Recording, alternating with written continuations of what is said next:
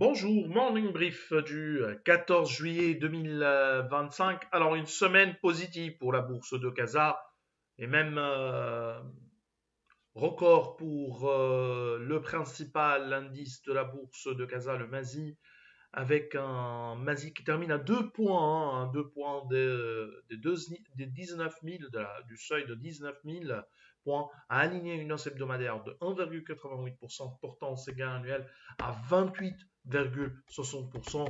Donc un début ou une première moitié d'année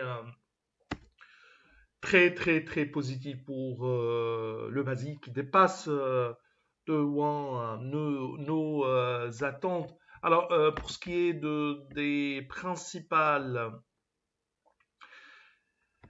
performances de la semaine, principaux écarts de la semaine, a signalé la progression de 9,8% pour BCP, Africa Gaz qui avance de 7,14%, 6,04% de hausse pour Salem Maroc, Cosumar avance de 3,77%, Marsa Maroc qui prend 3,38%, 3,37% également de progression pour la Bellevie, Maroc Télécom augmente de 2,61%, 2,56% de hausse pour CMT, Radaï Capital qui bondit de 2,26%. Pour ce qui est des principales baisses de la semaine, signalées les pertes de 5,63% pour BMCI, Atlanta Salade de recul de 4,08%, 3,47% de repli pour Total Energy Marketing Maroc, CDM dévise de 1,83%, Agdital Holding lâche 1,69%, Sonacid recule de 1,59%, l'Aluminium du Maroc perd 1,57% et 1,06% de repli pour Taqa Morocco.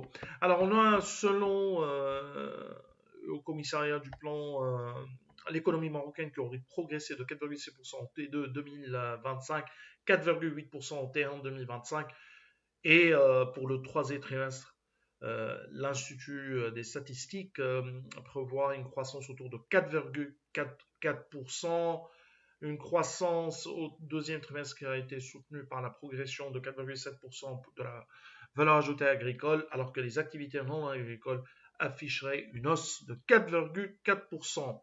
Alors on a également l'ANRT qui lance l'appel à concurrence pour l'octroi des licences réseau 5G. Le dossier de l'appel à concurrence fixe les dispositions réglementaires et les conditions techniques financières dans lesquelles chaque réseau sera établi. Il précise également les modalités de fourniture commerciale des services, les obligations de couverture et de qualité de service de chaque titulaire, ainsi que les modalités régissant le déroulement du processus et l'évaluation des offres, laquelle évaluation sera l'objet d'un rapport public. Alors, ce qui importe, c'est le coût de ces licences.